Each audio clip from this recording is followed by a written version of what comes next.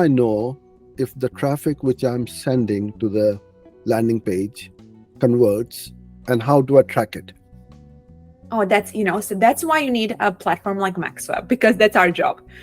Our job is you're going to have a back office, you're going to log in, you're going to have your email and your passport, and you're going to have your stats. So you're going to go to the reports and you're going to see every single visit recorded under that product.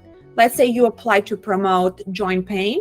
Yeah. You see that in your page, and then you go to the reports and you're going to see, oh, I've sent 100 visits and 2 people out of those 100 visits purchased. That's good. And then you're going to see the conversion rate under the report, which is going to tell you. And you're going to see your earnings, right? Because maybe per customer you're making $98 or $100. So that's the big secret. I mean, affiliate marketing, it's only easy if you have a platform you can trust, right? Because you need to trust every single click. And that's right. It's our job and our reputation to make sure that every click is tracked and every sale goes to the affiliate. And that's why affiliates trust certain networks, because in time we can have a different podcast about this, but there are ways for networks or product owners not to be fair to the affiliate, but affiliates always know because it's easy to see the amount of clicks and how much sales you make.